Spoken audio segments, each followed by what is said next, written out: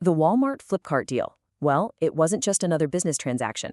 It was a seismic event. It's a fantastic story, really. A story about a local innovator, a massive global challenger, and a high-stakes battle for the future of retail in India. $16 billion. Just let that number sink in for a second. In 2018, this was the record-smashing price that Walmart paid for a majority stake in an Indian e-commerce company. We're talking one of the biggest deals of its kind anywhere on the planet. So how on earth does a humble online bookstore become the prize in a global bidding war? Well, to answer that, we've got to go back in time to a period when shopping online in India was, for most people, a totally alien idea. All right, let's get into it. So that's the big question, right? How did a company that literally started in a 2-bedroom apartment become worth that kind of money? It all began because they figured out how to solve a problem that everybody else thought was just impossible. You have to picture the scene. Back in 2007, India was overwhelmingly a cash society. The very idea of putting your credit card or bank details into a website, forget about it. Trust in online payments was basically zero. But two ex-Amazon employees, Sachin and Binny Bansal, they saw a huge opportunity where everyone else just saw a brick wall. So they started with books, a classic move, just like their old employer Amazon. But from there, they systematically started tackling all the unique challenges of the Indian market. They expanded into more categories, built their own logistics, and then in 2014, they made a massive play by buying the fashion retailer Myntra to completely own a new segment. But the real game changer, the one move that unlocked everything, came in 2010. Cash on delivery, or as everyone knows it, COD. This single innovation, I'm not exaggerating, was the key that opened up the entire Indian market. What this super simple payment option did was actually profound. By letting people physically hold a product in their hands before they paid a single rupee, Flipkart built trust. It completely solved the single biggest roadblock to e-commerce in India, and it brought millions of very skeptical shoppers online for the very first time. So Flipkart had this incredible head start. They had basically cracked the code for Indian e-commerce. But just when they were really solidifying their lead, a global giant came knocking, very loudly. Amazon's entry in 2013 kicked off one of the most intense and, frankly, expensive rivalries in global business.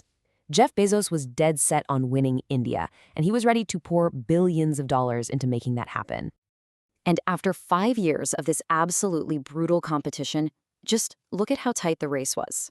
By 2018, they were practically tied. We're talking locked in a high-stakes war for every single customer, just burning through cash on discounts and marketing like there was no tomorrow. And that relentless fight with Amazon, well, it was pushing Flipkart to its absolute limit. Its valuation, which had been over $15 billion, was actually being marked down by its own investors. The company was in serious trouble and knew it needed a powerful ally if it was going to survive. And while this epic battle was raging, another global giant, one that had struggled for years to break into the Indian market, saw its perfect opening. For Walmart, buying Flipkart wasn't just an investment. It was the ultimate strategic play. You see, after years of hitting regulatory roadblocks that kept them out of India, this deal was the perfect, ready-made solution. It gave them instant market leadership. But a deal this huge was never going to fly under the radar. It immediately triggered a fierce debate all across India. It faced intense scrutiny from regulators and a lot of public opposition on a bunch of different fronts. Now, the loudest voices against the deal came from trade groups representing millions of small local shopkeepers. They were terrified. They feared that a Walmart-backed Flipkart fighting against Amazon would create this massive duopoly that could just crush small businesses and totally change Indian retail forever. Despite all the controversy, the deal was approved. And its impact? It was immediate, and it fundamentally reshaped the entire retail landscape.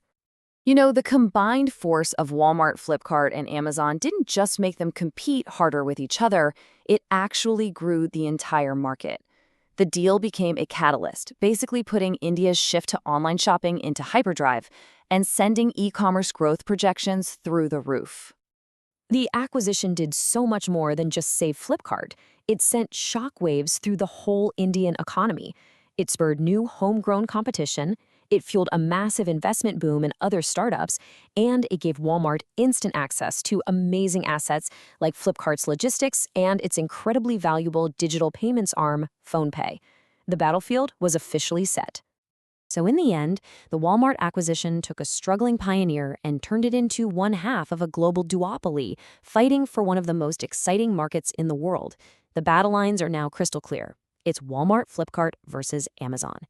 And the future of Indian retail?